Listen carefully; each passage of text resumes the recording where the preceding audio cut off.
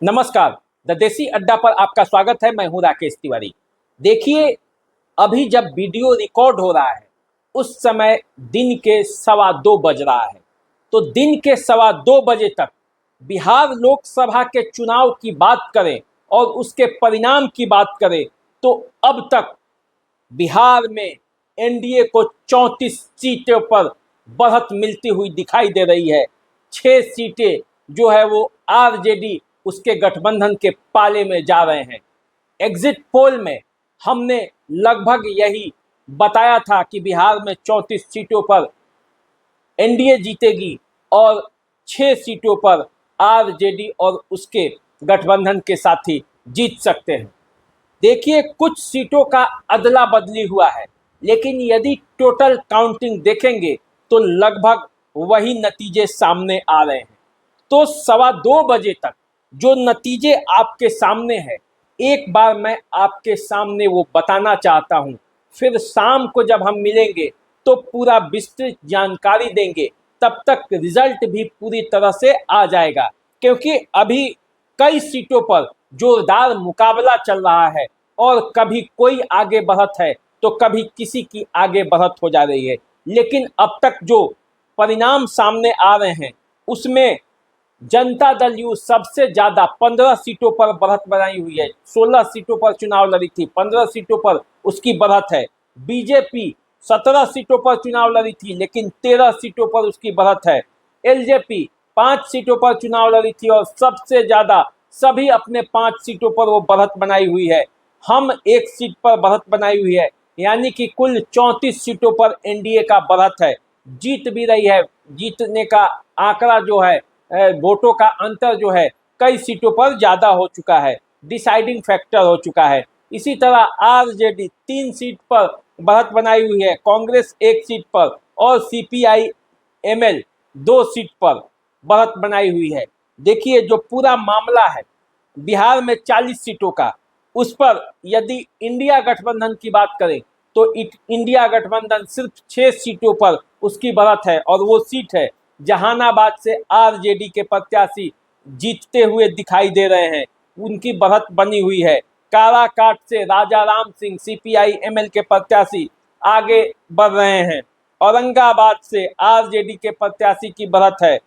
फिर पाटलिपुत्रा से मीसा भारती बढ़त बनाई हुई है। सासाराम से कांग्रेस के प्रत्याशी की बढ़त है। आरा से माले की प्रत्याशी सुदामा प्रसाद की बढ़त है। इसके अलावे बाकी सभी सीटों पर एनडीए का बढ़त है और एनडीए ऐसा लग रहा है कि इन 34 सीटों पर अपना जो है वो पकड़ मजबूत कर लेगा। किशनगंज की सीट जो कांग्रेस के खाते में थी, इस बार उस पर भी जदयू का बढ़त है और मास्टर मुजाहिद बढ़त बनाए हुए देखे जा सकते हैं। तो चलिए एक बार बात कर लेते हैं कि फेज वाइज किन सीटों पर किसकी बढ़त है और कहां से कौन जीत रहा है। देखिए, गया से जीतन राम मांझी जीतते हुए दिखाई दे रहे हैं। कुमार सर्वजीत यहां से पीछे चल रहे हैं। जमुई से अरुण भारती एलजेपी के उम्मीदवार हैं, वो जीतते हुए दिखाई दे रहे हैं। अर्चना रविदास यहाँ से पीछे चल रही हैं। नवादा, जिसके बारे में काफी चर्चा थी, विवेक ठाकुर यहाँ से आगे बढ़ते हुए दिखाई दे रहे हैं। श्रवण कुशवाहा काफी पीछे चल रहे हैं। औरंगाबाद से सुशील कुमार सिंह पीछे जा रहे हैं, बीजेपी के प्रत्याशी, और यहाँ से अभय कुशवाहा जीतते हुए दिखाई दे रहे हैं। तो इस तरह से प्रथम चरण के जिन 4 सीटों पर मुकाबला हुआ था उसमें से औरंगाबाद की सीट पर अभय कुमार कुशवाहा जीतते हुए दिखाई दे रहे हैं आरजेडी के प्रत्याशी के तौर पर। बाकी तीनों सीट पर एनडीए का कब्जा होता हुआ दिखाई दे रहा है। अब जो आगे की सीट है, सेकेंड फेज की बात करते हैं। 26 अप्रैल को यहाँ मतदान हुआ था। 5 सीटें हैं, किशनगंज, कटिहार, भागलपुर, बांका और पूर्णिया। इन सभी 5 सीटों पर जनता दल यू के प्रत्याशी चुनावी मैदान में उतरे थे और सभी के सभी जीतते हुए दिखाई दे रहे हैं। किशनगंज से मोहम्मद जावेद को, जो कांग्रेस के निवर्तमान सांसद हैं, उनको उनसे बढ़त बना लिए हैं मास्टर मुजाहिद, जो जदयू के प्रत्याशी हैं। कटिहार से दुलार चंद गोस्वामी फिर से यहाँ पे तारिक अनवर पर बढ़त बनाए हुए हैं। भागलपुर से अजय मंडल फिर से जीतते हुए दिखाई दे रहे हैं। बांका से गिरधारी यादव जयप्रकाश यादव को पराजित करते हुए नजर आ रहे हैं, उनकी बढ़त बन गई है। पूर्णिया से संतोष कुशवाहा और पप्पू यादव में कड़ा संघर्ष है। कभी संतोष कुशवाहा आगे जा रहे हैं तो कभी पप्पू यादव आगे बढ़ रहे हैं। दोनों में काफी कड़ा मुकाबला है। संतोष कुशवाहा भी आगे चल रहे हैं, बीमा भारती भी यहाँ से तीसरे नंबर पर चली गई है, काफी पीछे हैं, वो संघर्ष में भी नहीं है। अब तीसरे फेज की बात करते हैं।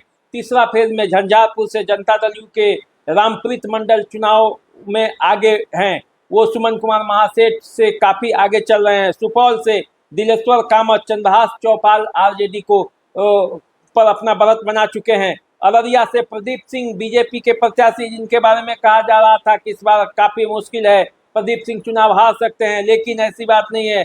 प्रदीप सिंह ने यहां आरजेडी प्रत्याशी शाहनवाज आलम से बढ़त बना ली है। अब आइए मधेपुरा से डॉक्टर दिनेश चंद्र यादव बढ़त बना चुके हैं आरजेडी प्रत्याशी डॉक्टर चंद्रदीप से। खगड़िया से डॉक्टर राजेश वर्मा, जिन पर बाहरी प्रत्याशी होने का आरोप था, एलजेपीआर के प्रत्याशी हैं, ये संजय कुमार पर बढ़त बना चुके हैं। इस तरह से देखा जाए तो एलजेपीआर के प्रत्याशी खगड़िया से भी आगे बढ़ रहे हैं।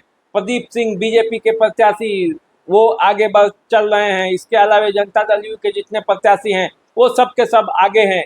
तीसरे फेज के 5 सीट पर एनडीए का कब्जा होते हुए दिखाई दे रहा है कि इन सीटों पर जब वास्तविक परिणाम आएगा तो हो सकता है कि इन सभी 5 सीटों पर एनडीए गठबंधन का कब्जा हो जाए। अब आइए चौथे फेज की बात करते हैं। चौथे फेज में दरभंगा में गोपाल जी ठाकुर कंफर्ट लेवल पे हैं, ये काफी बढ़त बना चुके हैं। ललित यादव काफी पीछे चल रहे हैं। उजियारपुर से नित्यानंद राय और आलोक मेहता में काफी कड़ा संघर्ष था, लेकिन नित्यानंद राय यहाँ से बढ़त बना चुके हैं। अब पिछड़ने के बाद फिर से उन्होंने बढ़त बनाई है और अब ऐसा लग रहा है कि नित्यानंद राय की बढ़त आगे बढ़ती जाएगी।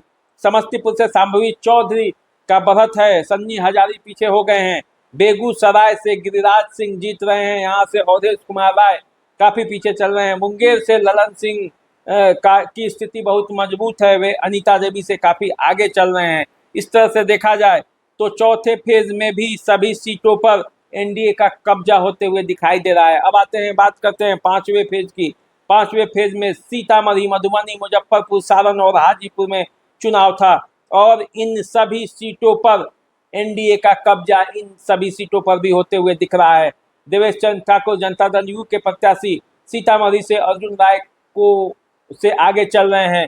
मधुबनी से अशोक यादव बीजेपी के प्रत्याशी अली अशरफ फातमी को पछाड़ दिए हैं। अशोक यादव फिर से एक बार यहां से सांसद बन सकते हैं, वो आगे चल रहे हैं। मुजफ्फरपुर से राजभूषण चौधरी अजय निषाद को पछाड़ चुके हैं, वो आगे बढ़ गए हैं। सारण से राजीव प्रतापरूरी रोहिणी आचार्य से आगे हैं, काफी आगे हैं। राजीव प्रतापरूरी की यहाँ से जीत हो सकती है। हाजीपुर से चिराग पासवान शिवचंद्र राम से काफी आगे हैं, काफी बढ़त बनाए हुए हैं। इस तरह से देखा जाए तो पांचवें फेज में भी एनडीए का पलड़ा काफी भारी है, एक तरफा जीत। तीसरा फेज, चौथा फेज, पांचवा फेज, इन तीनों फेज में एनडीए ने काफी अच्छा प्रदर्शन किया है। छठे फेज की बात करते हैं। छठा फेज वाल्मीकि नगर से सुनील कुमार कुशवाहा जनता दल यू के प्रत्याशी बढ़त बना चुके हैं। दीपक यादव यहाँ से पिछड़ चुके हैं।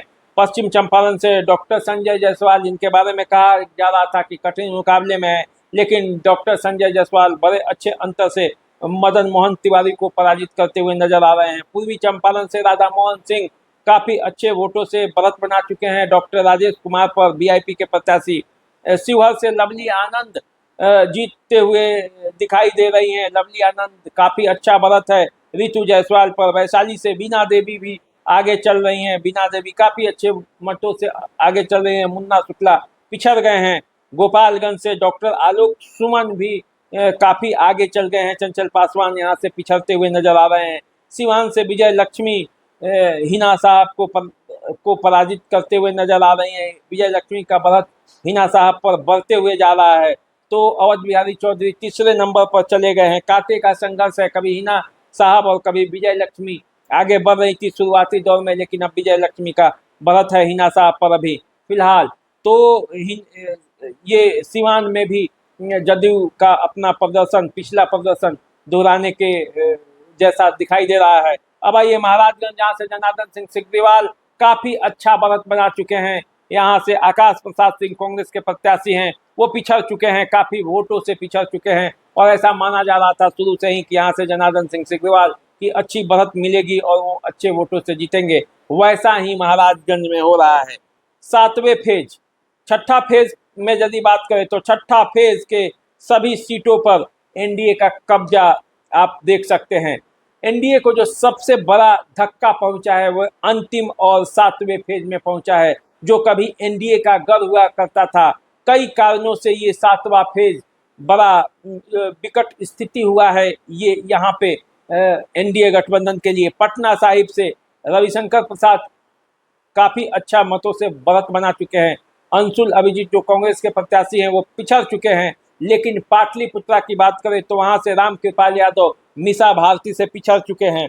2 चुनावों में लगातार उन्होंने मीसा भारती को पराजित किया था। ऐसा लगता है कि इस बार मीसा भारती पाटलिपुत्रा का चुनाव जीत सकती हैं।